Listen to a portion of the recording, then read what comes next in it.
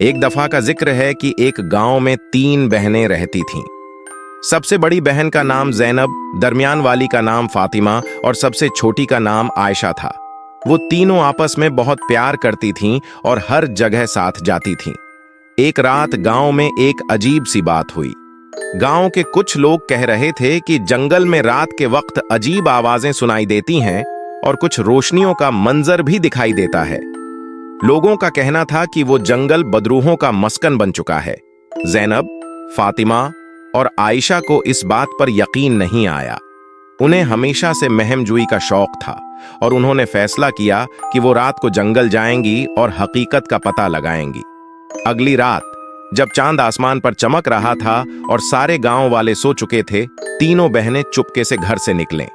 उन्होंने अपने साथ एक छोटी सी लालटीन और कुछ खुराक भी ले ली। जंगल का रास्ता तारीक और सुनसान था।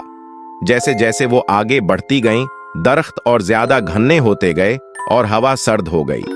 हर तरफ सुनाटा था, सिर्फ पत्तों की सरसराहट और जानवरों की आवाजें सुनाई देती थीं। जब वो जंगल के अंदर गहराई में पहुंच गए तो अचानक उन्हें दौर से कुछ रोशनी नजर आई। वो तीनों एक दूसरे की तरफ देखने लगे। क्या ये वही रोशनी है जिसके बारे में लोग कह रहे थे? आयशा ने धीरे से पूछा।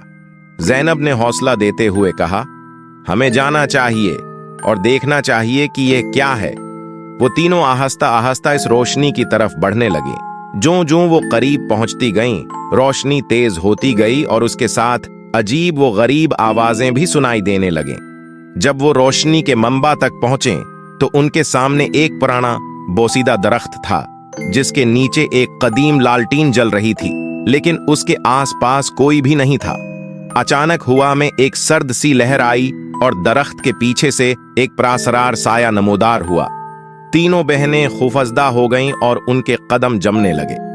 साया आहिस्ता आहिस्ता उनकी तरफ बढ़ने लगा। जैनब ने हिम्मत की और फातिमा और आयशा का हाथ पकड़कर कहा, हमें यहां से भागना चाहिए। तीनों बहनें पीछे मुड़कर जंगल से बाहर की तरफ दौड़ने लगीं। दरख्तों की शाखें उनके कपड़ों से उलझती रहीं और जमीन पर गरी हुई शाखों से टकराने लगें, मगर वो नहीं रुके। आखिरकार जब वो गांव की हद के करीब पहुंचे तो साया पीछे हटने लगा और वो रोशनी भी गायब हो गई। तीनों बहनें सांस फूले हुए घर पहुंचे और फौरन अपने कमरे में जाकर दरवाजा बंद कर लिया। अगले दिन जब वो सुबह जागें तो वो हैरान थीं कि रात की वो प्रासरार महम एक ख्वाब थी या हकीकत। लेकिन एक बात पक्की थी कि वो कभी दोबारा रात को जंगल जाने की हिम्मत न करेंगी। इस वाकये के बाद तीनों बहनों ने अपने गांव वालों को भी खबरदार किया और बताया कि जंगल में वाकई कुछ अजीब और खौफनाक है और रात के वक्त वहां जाना खतरनाक हो सकता है।